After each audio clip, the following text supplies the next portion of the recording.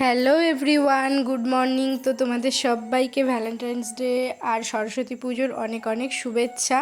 তো আমি তো বাড়িতে নেই, সেই জন্য কিছুই এনজয় করতে পারছি না, উপভোগ তো এখানে বসেই আর কি। সকাল সকাল দেখো লুচি ব্রেকফাস্ট, সরস্বতী পুজো আর খিচুড়ি লুচি সুজি এগুলো খাবো না সেটা কি হয়? তাই জন্যই সকাল সকাল উঠে স্নান করে পুজো দিয়েই আর কি লুচি সুজি ব্রেকফাস্ট করে নিয়েছি। তো এবার এসেছি হচ্ছে খিচুড়ি বানাতে। তো সমস্ত সবজি আমি দেখো গুছিয়ে নিয়েছি কেটে। তো খিচুড়িটা রেডি করলাম, তাড়াতাড়ি করে খাওয়া দাওয়া করে বেরিয়ে পড়লাম ঘুরতে। তো আজকে যাব হচ্ছে একটা পার্ক, আবার একটু মন্দির, সাইডে একটু মন্দিরও আছে, আবার সাইডে পার্কও আছে। তো অনেকটা দূর আমাদের ওই বাড়ি থেকে, তবু আসলাম যে যাই একটু ঘুরে আসি, আজকের দিনে ঘরে বসে বোর হব। তো যাই হোক চলে এসেছি।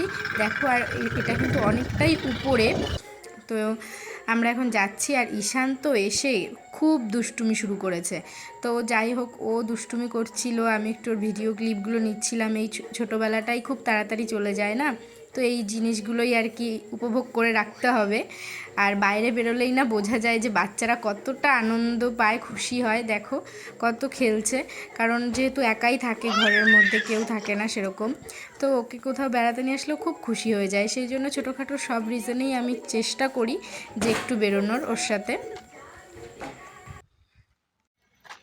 তো আমাদের আস্তে আস্তে তো 4:30-5টা বেজেই গেছে। তো এই জন্য না বেশি একটা টাইম ছিল না হাতে, এদিকে সন্ধ্যাও হয়ে যাচ্ছিল, বাড়িতে যাব তাড়াতাড়ি, সেই জন্য একটু ভিডিও আর ফটো তুলেই আর কি তাড়াতাড়ি করে চলে গেছিলাম বাড়িতে।